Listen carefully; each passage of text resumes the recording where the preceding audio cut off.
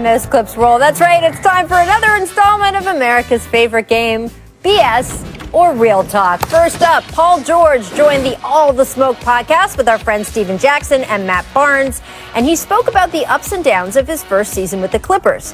Here's the catch, though. He said his now former coach, Doc Rivers, well, you take a listen. So when I came back into the league and started playing again, I just felt off. Like I didn't feel like a part of the team.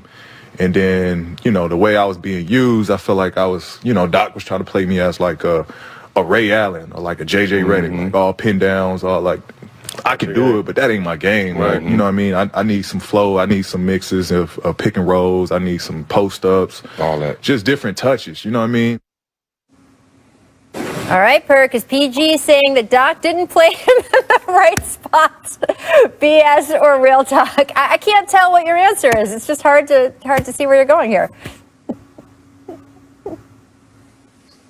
That's it? You know what, Rachel? That's BS. Matter of fact, that's a bunch of BS. And it was a coward move by Paul George by blaming Doc Rivers for his lack of productivity and not being accountable for him not showing up on the basketball court. Because of anybody who watched the Clippers play this season and in the bubble know that Paul George wasn't just coming off of pin downs, that he had the ball in his hands. He was able to run pick and rolls. He was able to get post ups. Do you know this past season when Paul George had the ball in his hands, it was the most ever that he ran pick and rolls with the ball in his hands in his career. And by the way, he told another lie.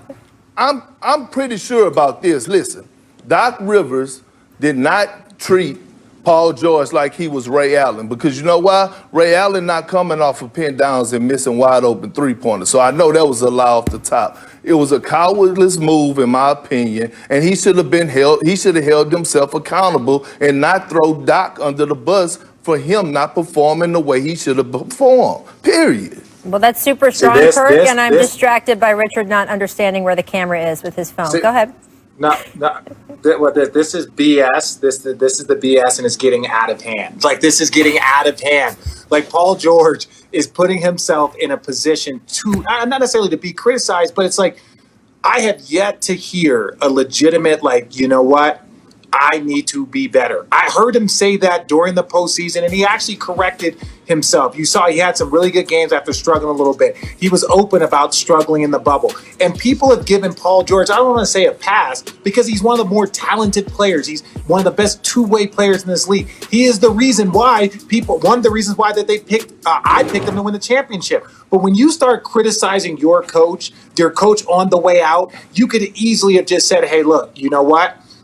It didn't work out. There were some things that, there was some rhythm things. But to call out pick and rolls and then people go to the stats and say, wait, you played more pick and roll here than you ever did and a higher percentage of plays, that just shows that, like, look, at the end of the day, do I believe Paul George believes this? Yes. I believe that Paul George believes that it was Doc Rivers' fault. But ultimately, Perk and I both know this. When you're a superstar, when you have your own signature shoe from Nike, you're one of 5 guys with a signature shoe by Nike. Those things aren't just given out. Those are given out to the elite of the elite of the elite.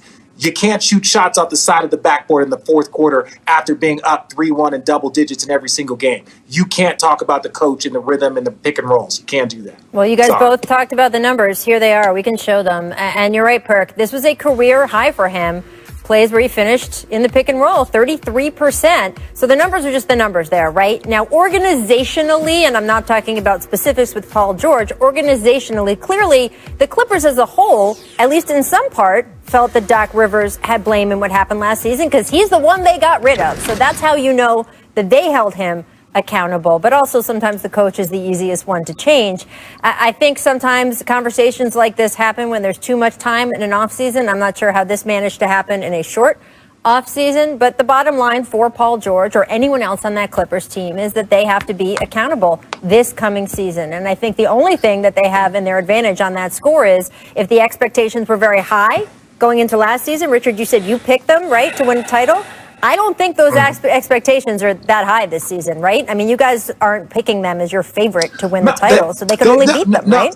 Well, The expectations should be high. The only reason why the expectations have dropped is because of their performance, right? Like, that's the key thing. It's not that somebody's injured or they lost a ton of people in free agency or they lost some. No, it's because we saw their performance or lack thereof. And so everyone's expectations have now dropped. But they are still one of the top 2 or 3 teams. If you tell me this year, with the roster that they have, if they play great, that the Clippers can win the championship, I would not be surprised. I wouldn't be like, yo, yeah, they have all the pieces there necessary to win a championship. It's just a matter of whether or not players play up to their capability. And it wasn't just Paul George. Kawhi Leonard was at fault at a lot of this too. He had a god-awful second half and a god-awful fourth quarter. So we can't just focus in on Paul George. It was the pairing of the two.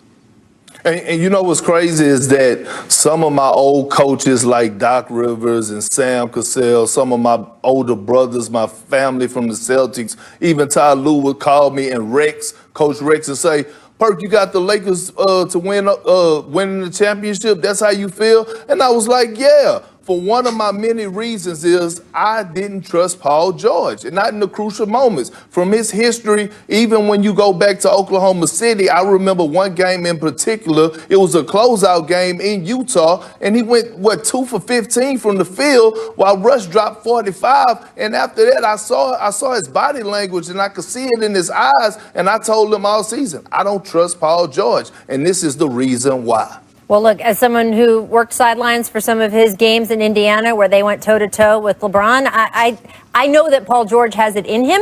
I am interested to see what happens this coming season. When challenged, what do you do? All right, next up, let's talk about Damian Lillard. We know what he does when he's challenged. He joined hip-hop legend Fat Joe for an IG Live conversation, and he was asked about the bubble.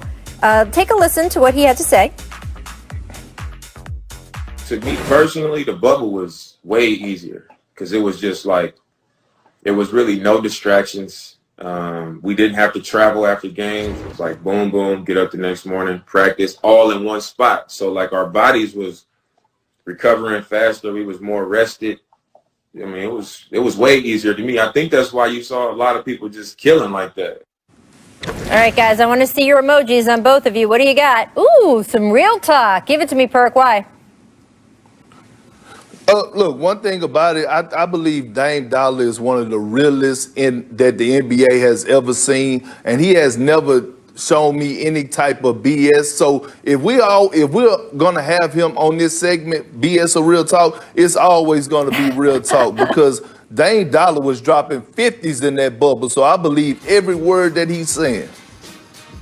I respect Dame this because all of us took a little bit of heat when we saw these elevated numbers by so many players, right? We saw the Phoenix Suns play the best basketball that they've played in 9 years. We saw Jamal Murray. We saw Donovan Mitchell. We saw TJ Warren. We saw some amazing numbers, even the young fellas for the Miami Heat. And You saw the way Duncan Robinson and Tyler Hero. There was something that was very simple about playing a game, going straight to your room, waking up, having all the rest, no distraction, no nothing to do, no travel, and then getting back into the gym and playing in that exact same gym again. It helped a ton of shooters. If you can mentally lock in and focus, you saw it. That's why there were numbers that we had never seen before. 50 ball after 50 ball after 50 ball from like the Denver Utah series. It was just, you just saw these amazing numbers. These guys were in the same category as like Michael Jordan. And it was just because it was a simpler way to play the game of basketball, especially for a team like Portland, that every time they get on a plane, it's 2 hours That's and what change. I was going to say. Every time. It just underscores that, And that's right? on the short end. Yep. No, it just underscores The for travel. them that their travel is among the worst in the NBA in terms of what they have to deal with, and not having to do that totally changed the game. All right, guys.